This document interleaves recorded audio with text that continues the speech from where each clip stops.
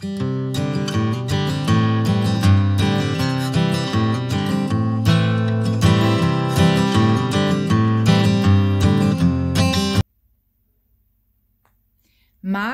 Mago. Mago, Mago bio je jedan lijepi mali magarac. Uši su mu bile dugačke taman koliko je bilo potrebno. Trbuščić mu je bio bijel i okrugao kao lopta. Mago, Mago imao je mnogo veoma dragih prijatelja. Ovo su neki od njih, a ovo su neki drugi.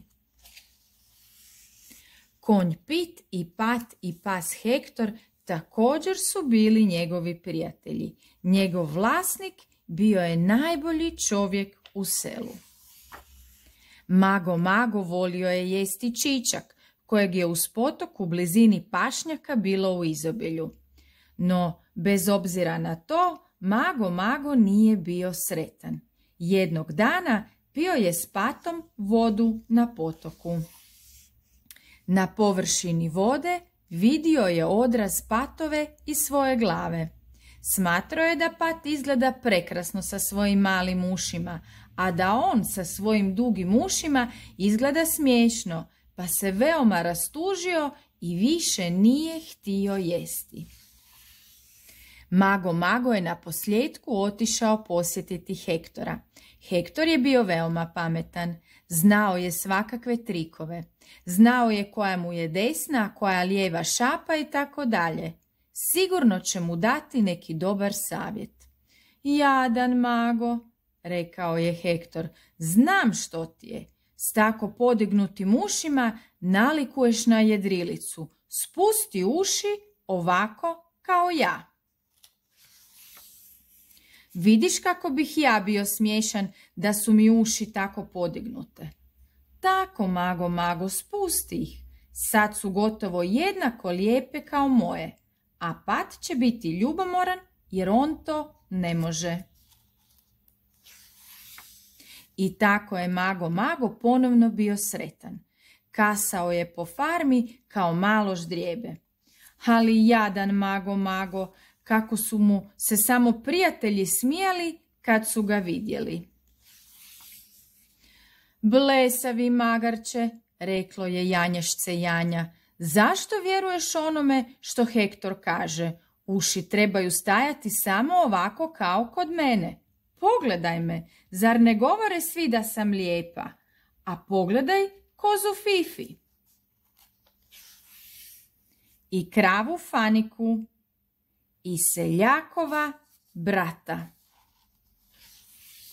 Vidiš li kako im svima uši stoje u stranu? Toliko njih ne može biti u krivu, Mago, Mago. Mago, Mago bio je zadivljen. Dopustio je Janji da mu namjesti dugačke uši.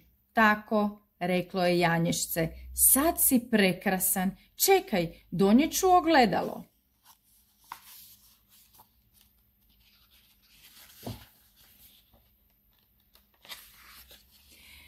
Kako Mago, Mago se složio da izgleda profinjeno.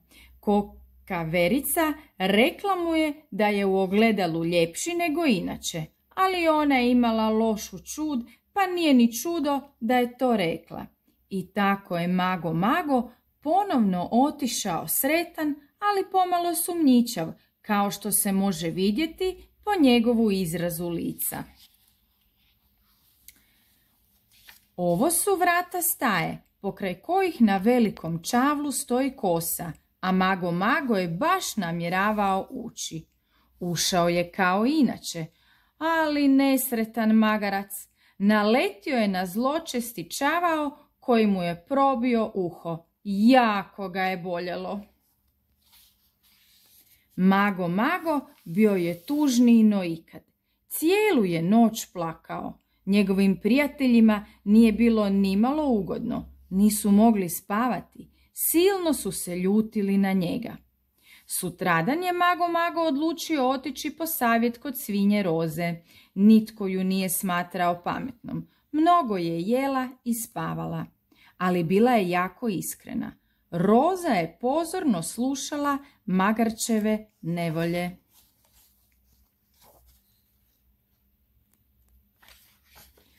Da malo razmislim, rekla je. Sklopila je oči da može bolje razmisliti. Ali svinje ne razmišljaju brzo.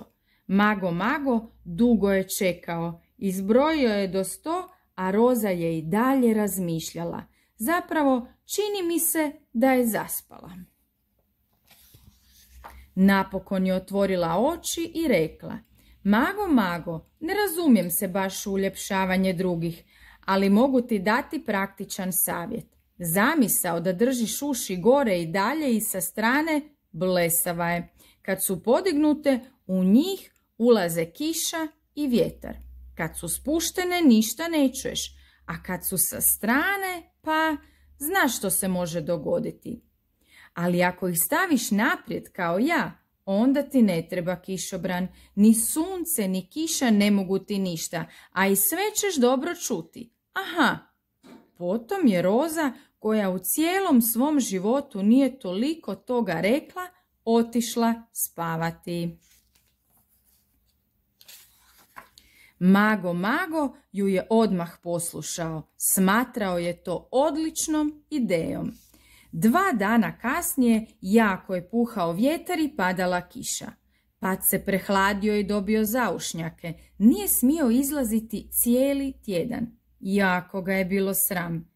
Mago nije se prehladio. Bio je oduševljen time, iako mu je jako bilo žao Pata, naravno, ali...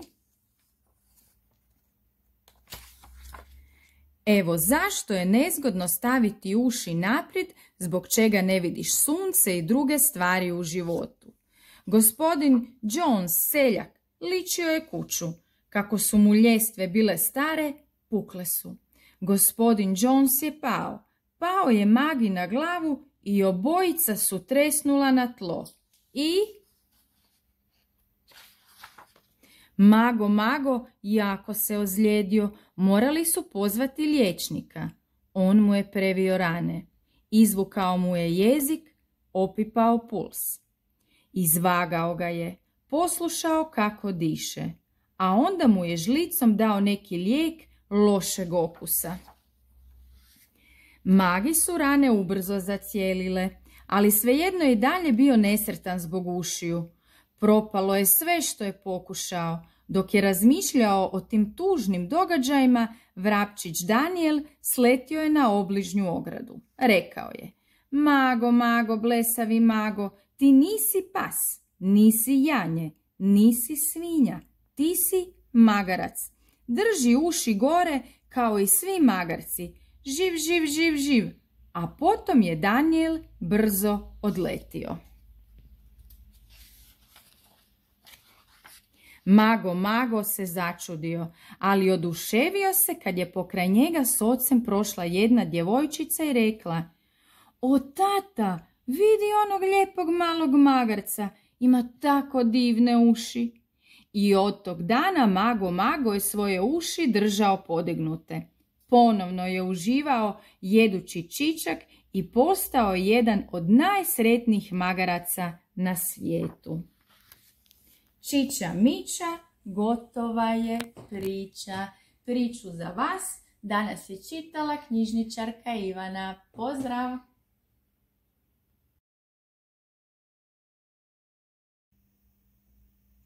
Draga djeco, nakon ove lijepe priče o magarcu koji se zove Mago, slijedi kratka aktivnost. Za nju nam je potreban jedan rajf, zatim hamer papir, ja sam odabrala crni, malo u rozoj boji, olovka, ljepilo i klamerica. Vjerojatno i sami pretpostavljate, napravit ćemo magareće uši. Pa evo, krenimo. Ovako ću sa škarama izrezati odmah odjednom uši. Vama ako je jednostavnije i lakše, možete ih prvo nacrtati olovkom. Zatim ću napraviti još jedne.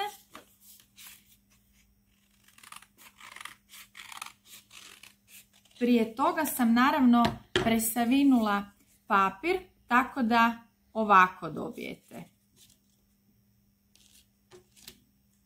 I sada ćemo vrlo jednostavno staviti ovako uši i zaklamati s klamericom.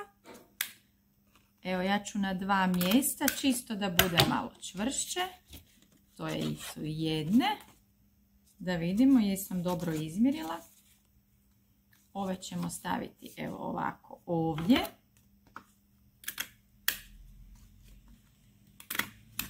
I naše uši skoro pa su gotove. Sada ću ih ipak malo ukrasiti. Tako što ću isti takav oblik izrezati evo od ovog rozog papira. Ali njih ću sada samo zalijepiti.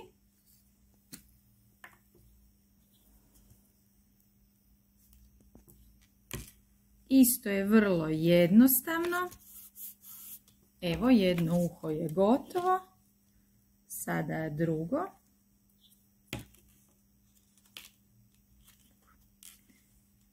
Evo, i naše uši su gotove. Vi naravno možete odabrati nešto drugo, ne moraju to uopće biti uši. Možete recimo izrezati mali šeširić, mašnu ili nešto drugo i nakon toga evo možete glumiti, možete maštati i svakako prije svega toga uživajte u nekoj dobroj priči. Pozdrav!